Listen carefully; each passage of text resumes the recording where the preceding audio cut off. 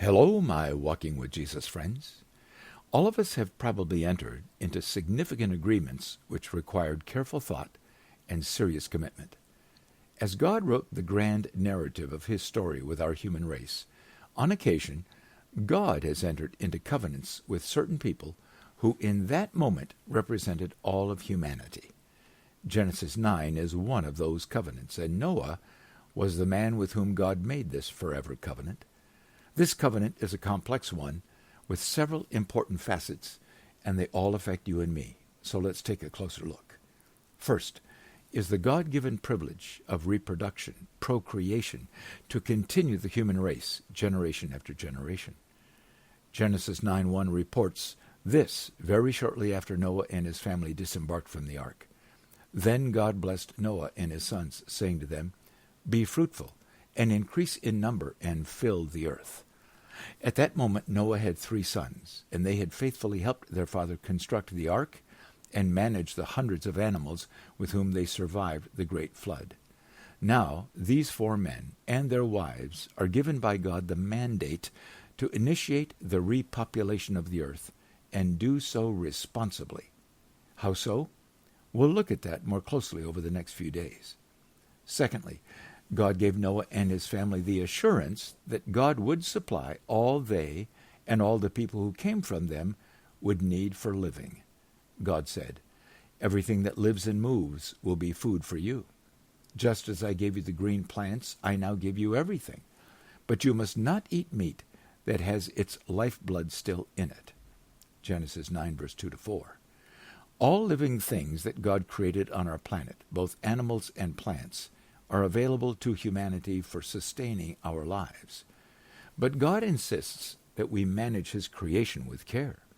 In the same way that God had first given Adam great freedom in the Garden of Eden with accountability, so God does it here again with Noah. It's a fundamental life principle for the human race. With God-given freedom comes God-given responsibility and accountability. In fact, God next said to Noah, "For your lifeblood I will demand an accounting."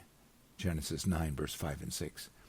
This fundamental principle of life would be significantly expanded by God as he continued to write his grand narrative story, giving to our humanity more and more understanding of God and God's design for how human life is to be lived.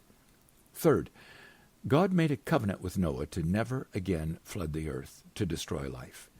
God said to Noah and to his sons with him, "I now establish my covenant with you and with your descendants after you, and with every living creature that was with you. Never again will all life be destroyed by the waters of a flood. Never again will there be a flood to destroy the earth." Genesis 9, verse 8-11. God's promise is clear and specific, isn't it? While we know floods happen in many places in our world, and some are severe, they are limited in scope and duration. Humanity need not fear that God will ever again unleash a global flood that will destroy all of life. Holy God is a God of life, not death, a God committed to protecting life and providing for life. The dark kingdom, conversely, is a kingdom of death and destruction. God's people seek to honor God by protecting life. People living under the influence of the kingdom of darkness promote death, even for defenseless infants still in the womb. In order that every generation through all time would be reminded of God's covenant with Noah, God did something remarkable. God said, "This is the sign of this covenant I'm making between me and you and every living creature, a covenant for all generations to come. I have set my rainbow in the clouds, and it will be the sign of this covenant between me and the earth. Whenever I bring clouds over the earth and the rainbow appears in the clouds, I will remember my covenant. Never again will the waters become a flood to destroy all life." Genesis 9, verse 12-16. Apparently, there had never been a rainbow seen by any living human being before the great flood. It was only after the flood, and while God was making this covenant with Noah, that God created the unique atmospheric circumstances which produce the rainbow. Do we now understand the God-given significance of a God-made rainbow in the sky. Do you see how God uses the rainbow to call all humanity, everywhere in the world, to consider God's power as seen in the flood, and God's love, grace, and mercy as seen in his covenant to never again send a global flood? But friends, we must understand that just as the serpent in the garden distorted God's promise to Adam and Eve about the fruit trees in the garden, so the dark kingdom has powerfully influenced many people to distort the sacred God-given significance of the rainbow to mean something entirely different from Noah's covenant, right? And that distorted pride significance, as you know, makes a mockery of God and his design for human sexuality and procreation, since humans are made in God's image, designed for holy reproduction.